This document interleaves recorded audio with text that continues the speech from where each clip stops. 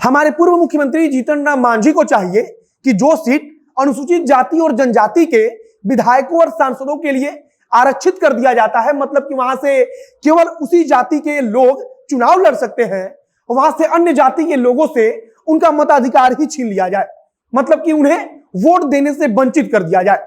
अब आपको यह सुनकर थोड़ा आश्चर्य हुआ होगा कि आखिरकार जीतन राम मांझी यह सब कुछ क्या बोल रहे हैं, और हमें भी ऐसा ही लगा कि आखिरकार ऐसा कैसे हो सकता है और ऐसा क्यों किया जाना चाहिए कि आरक्षित सीट पर सिर्फ कुछ चुनिंदा जातियों के मतदाताओं को ही मताधिकार के प्रयोग का अधिकार दिया जाए।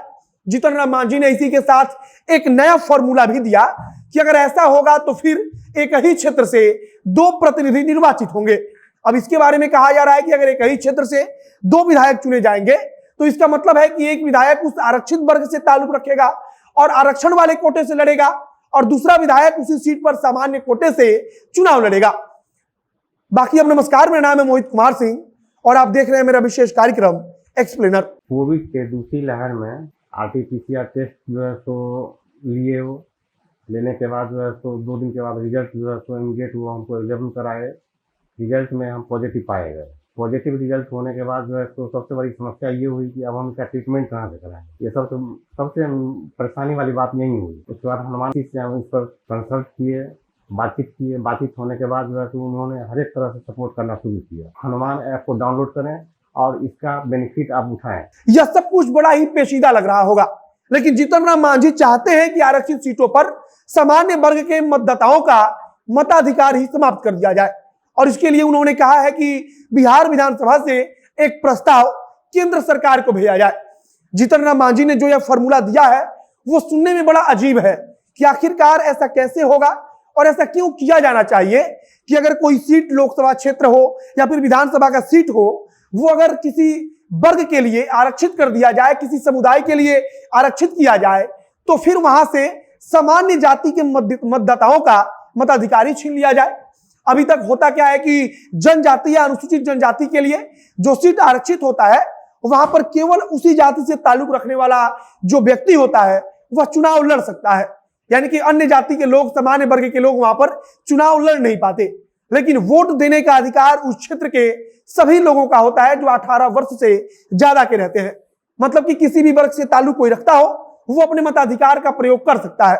लेकिन अब जीतन राम मांझी का कहना है कि अगर कोई सीट आरक्षित है तो वहां पर सिर्फ उसी जनजाति से, उसी जाति से जो लोग ताल्लुक रखते हैं उनको ही मताधिकार के प्रयोग का अधिकार दिया जाए और बाकी लोगों से अधिकार छीन लिया जाए।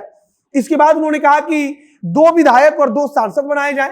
अब यह भी अपने आप में सुनने में बड़ा अजीब है। कहा जा रहा है कि 2 विधायक और 2 सांसद का मतलब कि उसी क्षेत्र से एक विधायक आरक्षित कोटे से होगा जो उस वर्ग से ताल्लुक रखेगा, तो दूसरा सामान्य वर्ग का होगा, और ऐसा ही विधायक, ऐसा ही सांसद में भी किया जाए। मतलब कि कुल मिलाकर जीतन राम मांझी जो कह रहे हैं वह सुनने में बड़ा अजीब लग रहा है और बड़ा पेचीदा भी है। उन्होंने विधानसभा से कहा कि बिहार विधानसभा से एक प्रस्ताव पास किया जाए और उस प्रस्ताव को केंद्र सरकार के पास भेजा जाए, जिससे कि केंद्र सरकार इस पर कुछ फैसला ले। उन्होंने कहा कि बिहार सरकार यह मांग करे केंद्र सरकार से कि केंद्र सरकार इसके बारे में सोचे और फिर केंद्र सरकार को इसके बारे में निर्णय लेना चाहिए कि जो आरक्षित सीट है वहां पर सिर्फ चुनिंदा वर्ग के लोगों को ही मताधिकार का प्रयोग किया जाए। इसके अलावा राष्ट्रीय जनता दल बार बार कह रही है जीतन राम मांझी को कि मुकेश सहनी की पार्टी में टूट हो गई है और अब जीतन राम मांझी की पार्टी में होगी। तो इस पर जीतन राम मांझी ने मीडिया कर्मियों से कहा कि टूट को लेकर कुछ भी नहीं कहा जा सकता है, यह कहीं भी हो सकता है, किसी के साथ भी हो सकता है। मतलब कि जीतन राम मांझी अब इस पर एकदम चुप है, वो सावधान वाली मुद्रा में है, वो ज्यादा कुछ बोलना नहीं चाहते हैं या फिर वो समझ रहे हैं कि इसमें बोलना ठीक नहीं है। उन्होंने अभी मुकेश सहनी का जो हश्र हुआ उसको उन्होंने देखा और अब इसीलिए जीतन राम मांझी एकदम संभल गए हैं। लेकिन उन्होंने जो एक अजीब फॉर्मूला दिया है कि आरक्षित सीट पर सिर्फ चुनिंदा जाति और जनजाति से ताल्लुक रखने वाले मतदाताओं को मताधिकार के प्रयोग का इस्तेमाल करने का परमिशन दिया जाए, इजाजत दी जाए, यह अपने आप में चौंकाने वाला है। बाकी अब आगे इसके बारे में क्या चर्चा होती है, राष्ट्रीय जनता दल या फिर भारतीय जनता पार्टी या फिर जदयू की तरफ से क्या कुछ कहा जाता है, उसके बारे में हम आपको बताएंगे।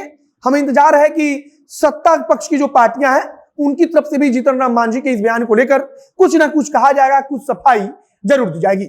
बाकी आगे कुछ भी नया अपडेट आता है तो उसे हम आप तक पहुंचाएंगे। इस वीडियो को ही समाप्त करते हैं।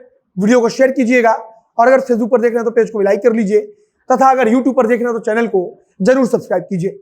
मिलते हैं फिर बहुत जल्द अगली वीडियो में। कैमरे के पीछे खड़े ओम प्रकाश और मैं मोहित कुमार सिंह। बहुत बहुत धन्यवाद।